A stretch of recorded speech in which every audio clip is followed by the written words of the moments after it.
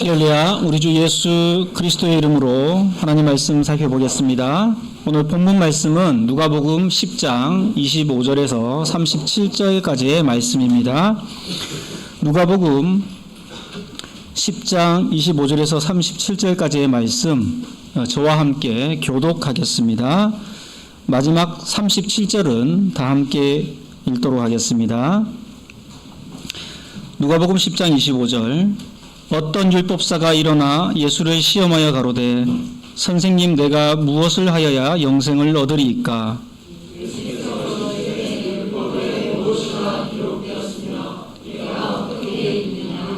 대답하여 가로되 내 마음을 다하며 목숨을 다하며 힘을 다하며 뜻을 다하여 주 너희 하나님을 사랑하고 또한 내 이웃을 내 몸과 같이 사랑하라 하였나이다.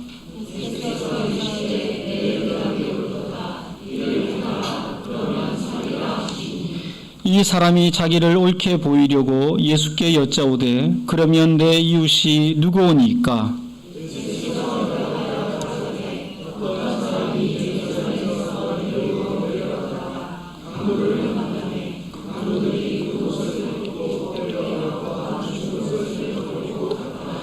마침 한 제사장이 그 길로 내려가다가 그를 보고 피하여 지나가고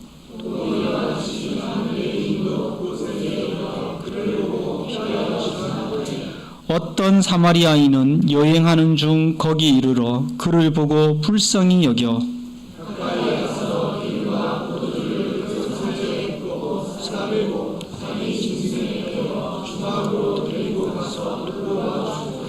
이튿날에 데나리온 둘을 내어 주막 주인에게 주며 가로되 이 사람을 돌보아 주라. 부비가 더 들면 내가 돌아올 때 갚으리라 하였으니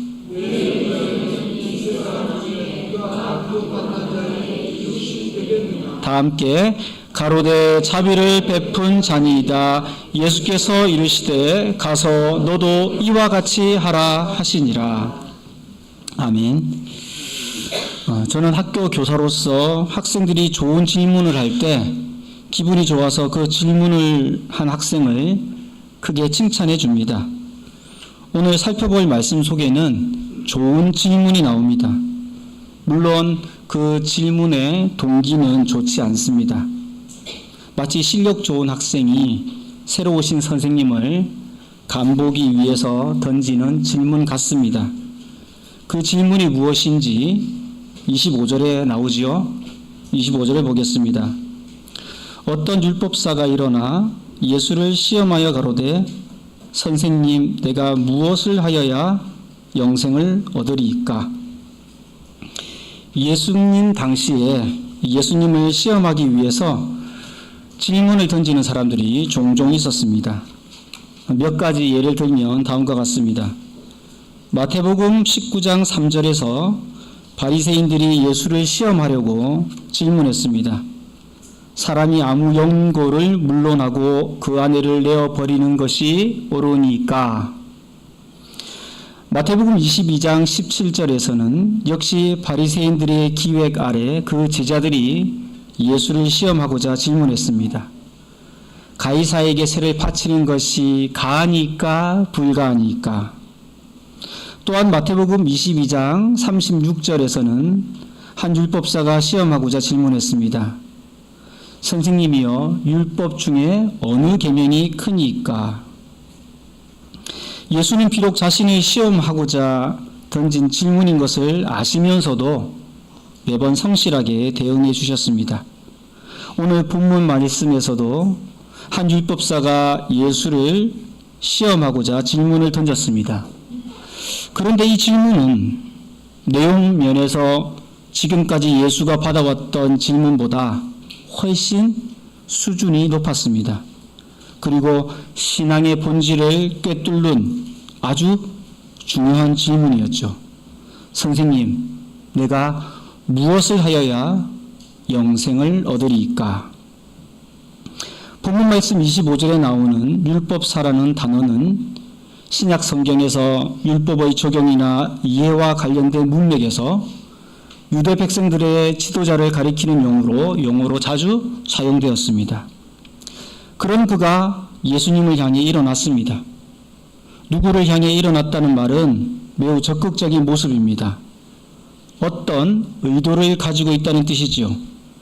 아니나 다를까 그는 예수를 시험하고자 일어섰습니다. 예수님 당시에는 어느 순간 혜성처럼 나타나 대중을 몰고 다니는 30대 초반의 청년 예수를 시기하는 무리들이 있었습니다.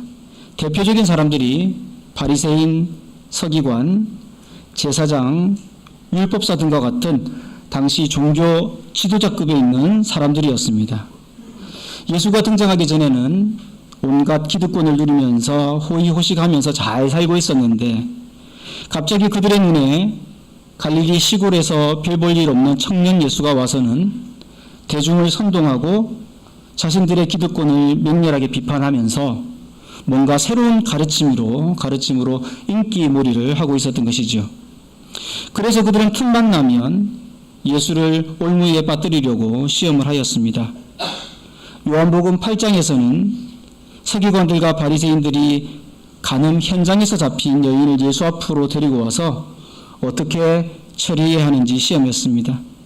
또 마태복음 22장에서는 바리새인들이 가이사 즉 당시 이스라엘을 지배하고 있던 로마 황제에게 세금을 바치는 것이 합당한지 그렇지 않은지를 물었습니다. 하나같이 대답하기 만만치 않은 질문이었죠. 하지만 예수님께서는 그때마다 매우 지혜롭게 그 질문을 다루셨습니다. 이번에는 또 다른 시험거리를 가지고 어떤 율법사가 이렇게 나선 것이죠. 선생님, 내가 무엇을 하여야 영생을 얻으리이까? 왜 이 질문이 예수에게 시험거리가 될 것으로 생각했을까요? 과연 예수가 이 질문에 어떤 답을 할 것으로 예상하고 질문을 했을까요? 그리고 그가 예상한 답을 예수가 했을 때 어떻게 올무에 빠뜨리려고 준비를 했을까요? 만약 여러분이 이 질문을 받는다면 어떻게 대답을 하시겠습니까? 이 질문이 좀 어렵게 느껴진다면 영생이라는 단어를 구원이라는 단어로 바꾸어도 됩니다. 내가 무엇을 하여야 구원을 얻으리이까? 또는 내가 어떻게 하여야 천국에 들어갈 수 있겠습니까? 이런 질문을 여러분의 직장 동료나 학교 친구가 한다면 뭐라고 얘기해 주시겠습니까? 구원을 받으려면 예수를 믿고 세례를 받아야 합니다. 천국에 가려면 세례도 받고 성령도 받아야 합니다. 예수님의 말씀대로 살아야 합니다. 등 각자 나름대로 이런저런 말을 하게 되겠죠. 예수님은 이 질문을 어떻게 다루셨을까요? 사실 성경을 살펴보면 예수님은 질문자에 따라 다양하게 대답하셨습니다. 묻는 대상에 따라 지혜롭게 대응하셨습니다. 과연 이번에는 어떻게 응하셨을까요? 26절을 보겠습니다. 예수께서 이르시되 율법에 무엇이라 기록되었으며 내가 어떻게 읽느냐? 대개 누군가를 시험하려 드는 사람은 질문에 대한 답을 가지고 접근하는 경우가 대부분입니다. 예수님은 상대방이 어떤 의도를 가지고 자신에게 접근하는지를 알고 계셨습니다. 상대는 모세의 율법에 정통한 법률가입니다. 시험하러 달려드는 사람에게는 질문을 그대로 되돌려주는 방법이 효과적일 때가 많지요. 예수님은 받은 질문을 그대로 되돌려 주셨습니다. 율법에 무엇이라 기록되었으며 내가 어떻게 읽느냐? 예수님은 질문을 되돌려 줌으로써 율법사의 성경에 대한 이해의 수준을 두 가지 차원에서 확인하고 싶으셨습니다. 첫 번째는 내가 던진 질문에 대해 성경은 어떻게 기록해 놓고 있느냐는 문자적 이해를 물으시고, 두 번째는 내가 그것을 어떻게 읽느냐, 즉 그 문자적 이해를 넘어 그것을 율법사가 어떻게 궁극적으로 수행하고 있는지 그 기록에 대한 문해력을 확인하고 싶으셨습니다. 제가 교육계에 몸을 담고 있다 보니 요즘 교육계에서는 문해력이라는 용어를 많이 사용합니다. 예를 들면 교사는 교육과정 문해력을 키워야 한다고 말합니다. 국가교육과정이 주기적으로 개정이 되면 새로운 교육과정 문서가 고시되는데 그것이 지향하고자 하는 교육의 방향을 고시된 문서를 보고 제대로 읽어낼 수가 있어야 합니다. 또 한 가지 예를 더 들면 디지털 문해력을 키워야 한다고 말합니다. 요즘은 디지털 기기도 다양하게 쏟아지고 디지털 콘텐츠도 증가하고 있어서 그것을 교육적으로 어떻게 활용해야 좋은지에 대한 논의가 뜨거운데 제대로 활용하려면 교사는 이와 같은 디지털 문해력이 있어야 한다고 얘기합니다. 예수님 당시에는 신약 성서가 없던 시대였기 때문에 구약 성서가 최고의 권위를 가진 성경이었고 그 중에서도 모세오경이라 불리는 모세의 율법은 핵심 중의 핵심이었습니다. 결국 예수님은 율법사의 성경 문해력, 율법 문해력을 확인하고 싶으셨던 것입니다. 성경이 이렇게 두꺼운데 내가 던진 질문에 대해서 성경이 궁극적으로 말하고자 하는 얘기가 무엇인지 핵심을 말해보라는 것입니다. 시험하고자 달려든 율법사를 다시 시험한 형국이 되었습니다. 율법사는 뭐라고 대답했을까요? 27절을 보겠습니다. 대답하여 가로되 내 마음을 다하며 목숨을 다하며 힘을 다하며 뜻을 다하여 주 너의 하나님을 사랑하고 또한 내 이웃을 내 몸과 같이 사랑하라 하였나이다. 정말로 율법사답습니다. 그는 돌팔이 율법사가 아니었습니다. 그는 영생에 대해서 성경이 궁극적으로 말하고자 하는 바를 정확하게 짚어냈습니다.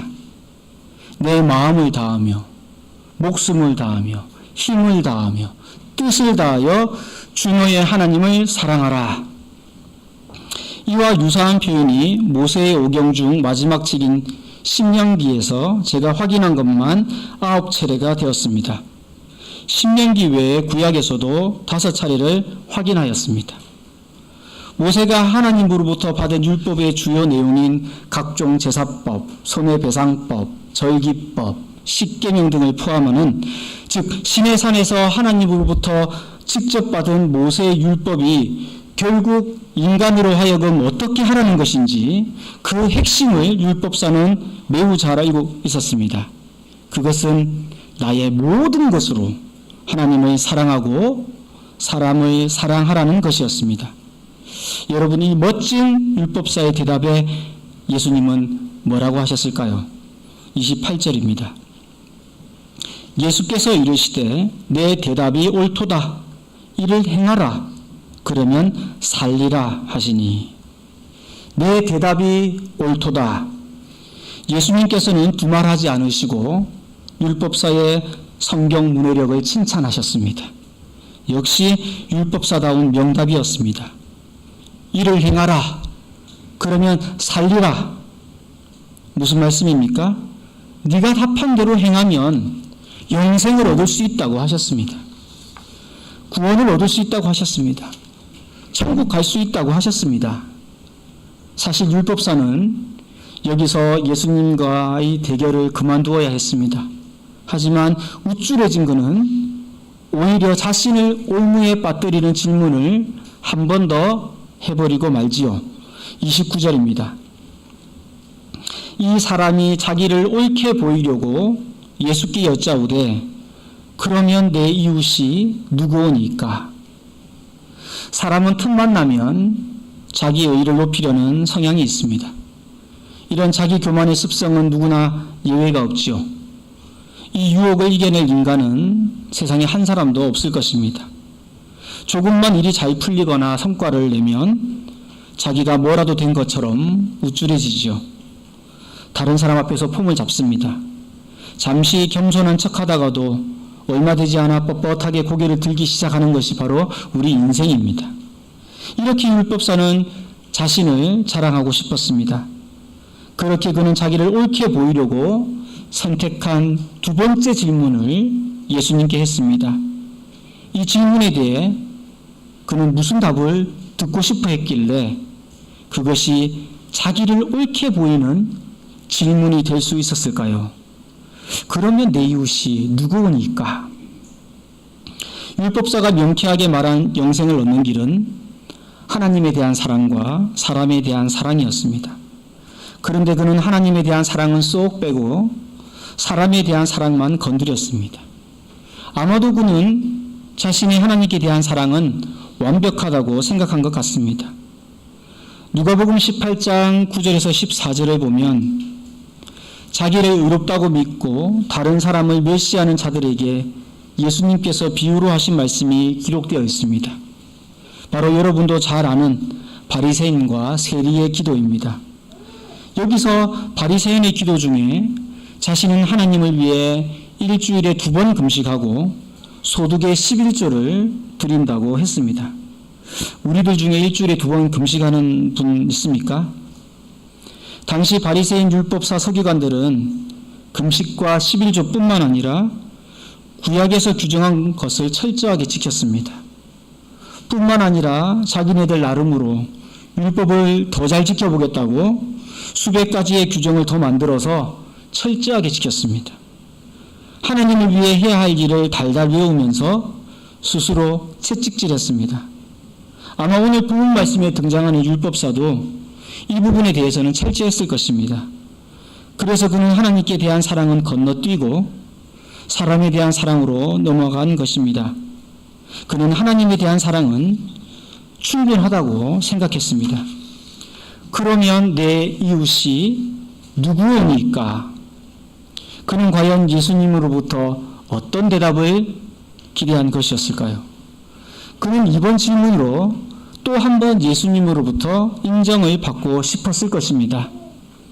30절을 보겠습니다. 예수께서 대답하여 가라사대 어떤 사람이 예루살렘에서 여리고로 내려가다가 강도를 만나매 강도들이 그 옷을 벗기고 때려 거반 죽은 것을 버리고 갔더라. 이번에 예수님은 되묻기 전략을 시작부터 쓰지 않으시고 이 불순한 율법사를 위해 한 이야기를 베푸셨습니다. 어떤 사람이 예루살렘에서 여리고로 내려갔습니다. 저희 집에 있는 한 성경의 주석에는 예루살렘과 여리고 두 도시의 거리는 약 25km이며 그 사이는 민가가 없는 광야였기 때문에 예로부터 자주 강도가 나타났다는 설명이 있었습니다. 지도상으로는 여리고가 예루살렘의 북쪽에 있었지만 내려가는 것으로 표현한 이유는 예루살렘은 해발 790m가 되는 고지대이고 여리고는 지중해 수면보다 250m 낮은 지역이기 때문입니다. 즉 예루살렘에서 여리고로 내려가는 길은 여리고로 가는 길은 전체적으로 보면 내리막길이었던 것이죠. 예루살렘은 하나님의 성전이 있는 곳이었으므로 강도 맞는 사람은 유대인이었을 가능성이 매우 큽니다. 그가 뭐하러 예루살렘을 다녀갔을까요? 하나님께 제사를 드리러 갔겠죠. 지금 우리와 같은 예배자로 다녀간 것입니다. 그런 그에게 뜻하지 않은 고난이 찾아왔습니다. 하나님께 제사를 드리고 난 후 돌아가는 길에 그만 강도를 만난 것입니다. 엎친 데 덮친 격으로 이 강도는 좀도둑이 아니었습니다. 잔인한 강도였습니다. 그리고 30절에 보면 강도들이란 표현으로 보아 단 한 명의 강도가 아니라 무리지은 떼강도임을 알 수 있습니다. 강도들은 그 사람의 옷을 벗겨서 취했습니다. 당시의 겉옷은 낮의 뜨거운 햇빛과 밤의 추위를 막아주는 중요한 의복이었습니다. 그렇게 필요한 것만 챙겨가면 그나마 괜찮을 텐데 그 사람을 밤쯤 죽을 정도로 집단 폭행을 한 후 아무렇게나 던져버렸습니다. 다시 한번 말하지만 상해를 입은 이 사람은 유대인이었고 예배자였습니다. 예수 믿는 사람이라고 고난이 없는 것이 아니죠. 누군가의 도움이 절대적으로 필요한 순간입니다. 31절입니다. 마침 한 제사장이 그 길로 내려가다가 그를 보고 피하여 지나가고, 마침 한 제사장이 강도 만난 자와 같은 경로로 이동하고 있었습니다. 제사장은 여러분도 잘 알듯이 당시 하나님께 제사 드리는 핵심적인 사역을 감당하는 사람이었습니다. 이스라엘의 12지파 중 레위 지파, 그 중에서도 아론의 자손만 감당할 수 있는 사역이 제사장입니다. 아마 강도 만난 예배자와 같은 시간에 그날 제사를 인도하고 정리한 후에 돌아가는 길이었을지도 모르겠습니다. 그런데 길을 가다 보니 저만치 온몸에 상처를 입고 알몸으로 죽은 듯이 버려진 사람이 보입니다. 그를 분명히 보았습니다. 그리고 피했지요. 민수기 19장 16절에 보면 들에서 칼에 죽이운 자나 시체나 사람의 뼈나 무덤을 만졌으면 7일 동안 부정하게 된다고 했습니다. 그 문자적인 율법 해석이 율법의 정신인 사랑을 가려버렸습니다. 율법에 문호력조차 없는 제사장이었습니다. 그렇게 그는 외식하는 사람이 되어버렸습니다. 32절입니다. 또 이와 같이 한 레위인도 그곳에 이르러 그를 보고 피하여 지나가되, 이번에는 한 레위인이 같은 길을 걸어가고 있었습니다. 레위인은 가나안 땅에서 유일하게 땅을 분배받지 못한 지파였습니다. 왜냐하면 하나님이 그들의 기업이 된 지파였기 때문이죠. 하나님이 기업이 되는 족속은 얼마나 복됩니까? 그들은 제사장을 배출하는 족속이었고 성전 업무를 독점적으로 담당한 지파였습니다. 그 역시 예루살렘에서 자기의 사역을 충실하게 감당하고 돌아가는 길이었을 것 같습니다. 저만치 온몸에 상처를 입고 알몸으로 죽은 듯이 버려진 사람이 보입니다. 그를 분명히 보았습니다. 그리고 피했지요. 못 본 척했습니다. 어떻게 예배자가 이럴 수 있습니까? 예배의 핵심적인 역할을 감당하는 자들이 이럴 수 있습니까? 당시에는 제사장과 레위인이 아니면 성전에서 섬길 수 있는 사람이 없었습니다. 그럴 고난조차 없었죠. 그런데 본문을 다 살피고 나면 알게 되겠지만 오늘날에는 바로 내가 그 제사장이고 레위인임을 우리는 깨닫게 됩니다. 예수님께서는 늘 바리새인과 서기관, 율법사들을 혼내실 때 자주 사용하신 용어가 있습니다. 그것은 바로 외식입니다. 여기서 외식은 바깥에서 먹는 식사를 뜻하는 말이 아니라 겉만 화려한 치장을 뜻합니다. 즉 신앙의 내용은 없고 형식만 남은 모습이죠. 예배자로서의 삶은 없고 예배의 형식에만 부지런히 참여하는 그런 사람입니다. 이런 사람을 기독교계에서는 신앙인이 아니라 종교인이라고 부릅니다. 누가 여러분을 종교인이라고 부르면 수치스럽게 생각해야 합니다. 종교 의식에만 참여하는 종교 행위자라고 합니다. 경건의 능력은 없고 경건의 모양만 남은 사람입니다. 혹시 내가 외식하는 예배자는 아닙니까? 매주 또는 일주일에 여러 번 예배당에 와서 예배라는 형식에 참여하고는 있는데 내 삶은 메말라 있지는 않습니까? 예배 시간에 찬양 예배를 인도하고 반주도 하고 교사도 하고 신방도 감당하고 구석구석 청소도 하고 온라인 기도에도 참여하는 등 이런저런 일을 많이 하고 있는데 그리스도인으로서의 생명력은 소멸하고 있지 않습니까? 이 소리는 바로 저에게 외치는 소리이기도 합니다. 제사장과 레위인에 이어 또 다른 한 사람이 이 길을 걸어가고 있습니다. 33절을 보겠습니다. 어떤 사마리아인은 여행하는 중 그곳에 이르러 그를 보고 불쌍히 여겨. 어떤 사마리아인이 이곳을 지나갑니다. 그는 예루살렘을 다녀간 예배자가 아닙니다. 그는 여행자입니다. 당시의 사마리아인은 유대인으로부터 세리들과 함께 죄인 취급받던 이들이었습니다. 유대인들은 남쪽 예루살렘과 북쪽 갈릴리 지역을 왕복할 때 가운데 위치한 사마리아 땅을 지나가면 좀 더 빨리 남북을 왕래할 수 있었지만 사마리아인에 대한 거부감 때문에 그 지역을 둘러서 왕래하였다고 합니다. 그러면 무엇 때문에 사마리아인들이 유대인으로부터 상종하지 못할 사람으로 여김을 받게 되었을까요? 그것은 역사를 거슬러 올라갑니다. 솔로몬 왕 이후 그 아들 르호보암 때로부터 이스라엘은 남과 북으로 분단 국가가 됩니다. 우리나라처럼요. 북이스라엘의 수도는 사마리아였고 남유다의 수도는 예루살렘이었습니다.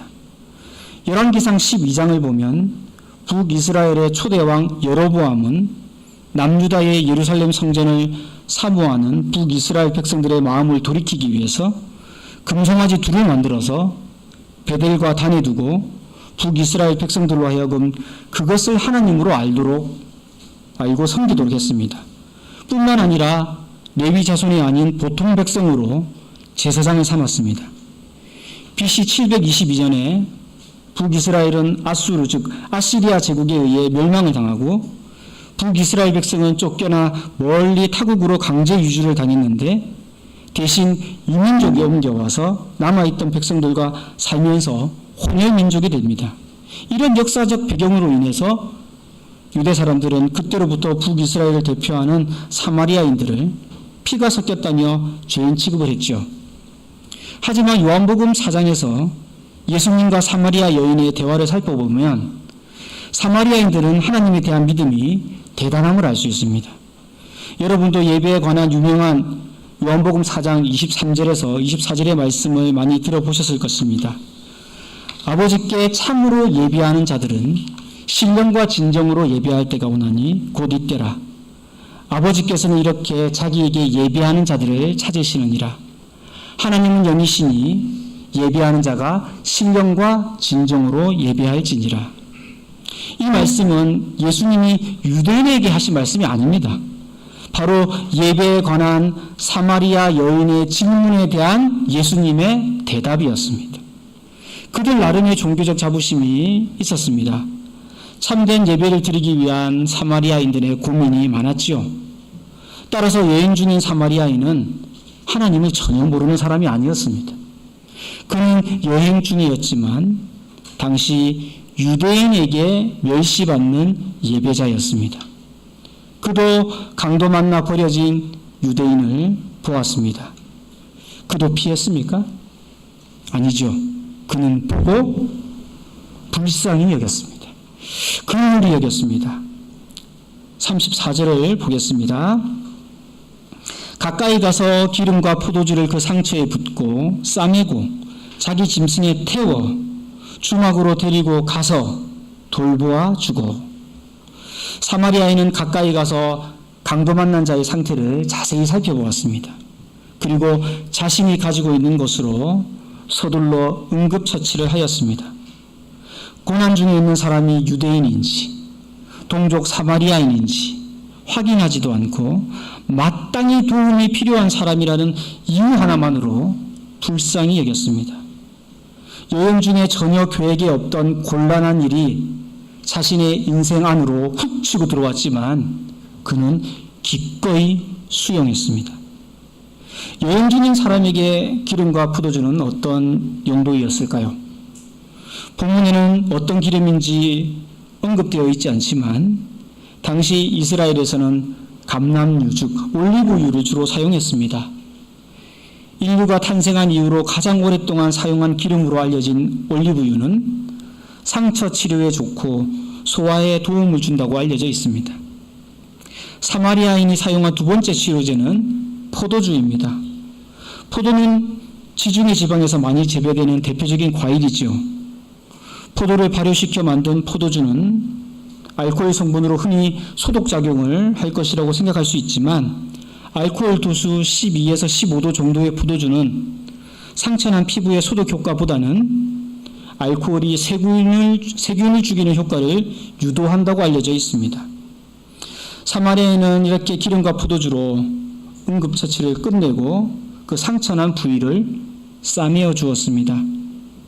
그는 여행 필수품인 기름과 포도주를 어느 지역 출신인지, 성별이 뭔지, 어떤 민족인지, 부자인지, 가난한 사람인지, 내가 투자한 만큼 돌려받을 수 있는 사람인지, 병든 사람인지, 내가 아는 사람인지, 모르는 사람인지 아무것도 확인하지 않고 아낌없이 사용했습니다. 그는 만신창이가 된 사람이 유대인인지, 사마리아인인지, 아니면 외국인인지 가리지 않았습니다.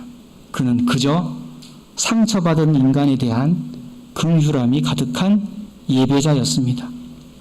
그리고 알몸으로 버려진 사람을 자기의 여행 교통수단인 짐승에 태워서 가까운 숙박시설로 데리고 가서 돌보아 주었습니다. 요즘으로 말하면 자기 차에 만신창이가 된 사람을 태우고 여관을 찾은 것이지요. 35절입니다. 이튿날에 데나리온 2를 내어 주막 주인에게 주며 가로되 이 사람을 돌보아 주라. 부비가 더 들면 내가 돌아올 때에 갚으리라 하였으니, 이튿날이라는 표현은 이 사마리아인이 밤새도록 강도 만난 자와 함께 있었다는 의미입니다. 아마 밤새 옆에서 간호하면서 반쯤 죽었던 강도 만난 자가 의식을 회복하기를 기다렸겠죠. 문맥을 고려해 볼 때 여행 중인 사마리아인에게 있어서 여행은 단순히 즐기기 위한 여행은 아니었던 것 같습니다. 예상컨대 만약 그가 즐기는 여행자였다면 강도 만난 자를 못 본 채 했을 가능성이 크죠. 즐거운 여행을 망칠 것이 분명하기 때문입니다. 그에게는 또다시 길을 떠다니지 않으면 안 되는 급한 사정이 있었던 것 같습니다. 강도 만난 자와의 1박이 어쩌면 자신의 중요한 여행 일정을 망칠지도 모를 일이었습니다. 그는 숙박업소 주인에게 부탁을 했습니다. 당시 일꾼의 하루 품삯에 해당하는 한 데나리온의 2배인 데나리온 2를 주면서 자신이 다시 돌아올 때까지 돌보아 줄 것을 부탁했지요. 그리고 비용이 더 들면 그때 다시 돌아와서 갚겠다고 했습니다. 강도 만난 자에 대한 책임을 끝까지 다하겠다고 한 것이죠. 그에게는 생명을 살리는 일보다 더 급한 일은 없었습니다. 생명을 살리기 위해서 자신의 물질이 낭비되는 것은 전혀 중요한 문제가 아니었습니다. 예수님의 이야기는 여기까지였습니다. 그리고 자신을 시험하기 위해 달려든 그 율법사에게 다시 되묻지요. 결국은 2번 다 되물으시는 겁니다. 36절입니다. 내 의견에는 이 3사람 중에 누가 강도 만난 자의 이웃이 되겠느냐. 눈에르기 좋은 율법사야, 내 생각에는 제사장, 레위인, 사마리아인 중에 누가 강도 만난 자의 이웃이냐. 역시 똑똑한 율법사입니다. 그는 사마리아인이라고 말하지 않았죠. 37절을 보겠습니다. 가로되 자비를 베푼 자니이다. 예수께서 이르시되 가서 너도 이와 같이 하라 하시니라. 자비를 베푼 자입니다. 어쩌면 이 율법사는 사마리아인이라는 말을 입에서 꺼내는 것조차 알레르기 반응을 일으키는 것처럼 불결하게 생각했을지도 모릅니다만, 또 다른 한편으로 생각해보면 이번에도 예수님이 무엇을 말씀하고 싶어 하시는지 이 율법사는 바로 깨달았기 때문일 수도 있습니다. 성경에 근거해 보면 이 율법사가 하나님에 대한 사랑을 제쳐두고 내 이웃이 누구오니까? 라고 질문한 이유를 짐작할 수 있는데요. 마가복음 7장 11절에서 13절을 보면 예수님께서 바리새인과 서기관들에게 이렇게 말씀하시죠. 너희는 가로되 사람이 아비에게나 어미에게나 말하기를 내가 드려 유익하게 할 것이 고르반 곧 하나님께 드림이 되었다고 하기만 하면 그만이라 하고 제 아비나 어미에게 다시 아무 것이라도 하여 드리기를 허하지 아니하여 너희의 전한 유전으로 하나님의 말씀을 폐하며 또 이 같은 일을 많이 행하느니라 하시고 이렇게 말씀하셨습니다. 이 말씀을 근거로 보면 율법사는 예수님으로부터 하나님에 대한 사랑을 철저하게 하면 사람에 대한 사랑은 묻어가는 것이라는 대답을 듣고 싶었는지도 모르겠습니다. 하지만 예수님은 그들의 외식하는 신앙을 간파하셨습니다. 결국 예수님은 성경 문해력이 뛰어난 율법사의 2번의 질문을 그대로 되돌려 주신 것입니다. 특히 2번째 율법사의 질문에 대해서 되돌려 주신 예수님의 질문은 눈길을 끕니다. 율법사의 내 이웃이 누구오니까? 라는 질문에 대해서 예수님은 누가 강도 만난 자의 이웃이 되겠느냐로 되돌려 주셨습니다. 예수님은 율법사의 이웃이 누구인지 알려주지 않으시고 내가 강도 만난 자의 이웃이 될 수 있어야 한다고 지금 얘기하시는 거예요. 결국 이 말씀은 율법사의 첫 번째 질문과 연결되어 있습니다. 첫 번째 질문이 제일 중요한 질문이었죠. 그게 메인 질문이에요. 내가 무엇을 하여야 영생을 얻으리까? 라는 이것을 우리는 잊어서는 안 됩니다. 즉, 내가 강도 만난 자의 이웃이 되지 못한다면 나는 영생을 얻지 못해. 그 말이신 거죠. 오늘날 강도 만난 자가 누구일까요? 본문에 나오는 것처럼 실제로 강도 만난 사람도 있지만 사실 우리의 자비를 필요로 하는 모든 사람이 강도 만난 자라고 할 수 있습니다. 우리 주변에는 우리가 마땅히 베풀어야 할 자비를 필요로 하는 사람들이 너무도 많죠. 교회 내에도 있지만 교회 밖에도 셀 수 없이 많습니다. 요한계시록 18장 13절을 보면 세상 사람들이 거래하는 상품 중에 사람의 영혼이 있습니다. 사람의 영혼. 요한계시록 18장 13절을 보면 요즘은 과거에 비해 부쩍 영혼이라는 말을 많이 사용하지요. 대표적인 말이 영끌 아닙니까? 영끌. 이게 뭡니까? 영혼을 끌어서 모아서라도 무엇인가를 차지하겠다는 거잖아요. 영혼을 걸만한 것에 영혼을 걸어야 하는데 너도 나도 잠시 있다가 사라질 것에 영혼을 걸겠다고 아우성입니다. 여러분, 오늘 설교 제목은 누가 강도 만난 자의 이웃이 되겠느냐입니다. 오늘날 우리 주변에는 강도 만난 자가 너무 많습니다. 믿지 않는 우리 가족, 친척, 친구, 이웃, 예수를 알지 못하고 죽어가는 영혼이 너무 많죠. 모두 우리의 자비를 기다리고 있습니다. 진정한 의미에서 자비를 베푸는 일은 인간의 노력으로 되지 않습니다. 참 예배자의 삶을 통해 하나님의 은혜를 깊이 깨달아야 가능한 일입니다. 정기적으로 정해진 시간에 이야기 속 제사장이나 레위인처럼 예배의 형식에 참여만 한다고 이루어지는 것이 아니죠. 일시적인 자비는 예수 믿지 않은 사람도 잘합니다. 우리보다 훨씬 잘하는 사람들이 많습니다. 하지만 한없는 자비는 십자가 은혜로만 가능하지요. 하나님 자신이 인간의 몸을 입고 인간에 대한 무한한 자비를 직접 보여주셨습니다. 나에게 이런 자비가 있는지, 우리 교회에 이런 자비가 있는지 돌아보아야겠습니다. 우리 교회 주변에는 그리스도의 사랑이 필요한 곳이 너무 많습니다. 강도 만난 자처럼 몸과 영혼이 만신창이가 되는 이웃들이 많습니다. 간절히 원하는 것은 우리 교회 성도들이 예수 그리스도의 사랑을 깊이 깨닫고 참 예배자로 거듭나기를 소망합니다. 그리하여 참 예배자로서 언제 어디서든지 자비를 베푸는 자로 살아가기를 원합니다. 그렇게 할 때 주님께서 이 교회를 살아나게 하실 것입니다. 그리하면 살리라. 우리로 하여금 살아 숨쉬는 신앙생활을 하도록 인도해 주실 것입니다. 그런 축복이 우리 모두에게 임하기를 축원합니다. 할렐루야. 우리 찬송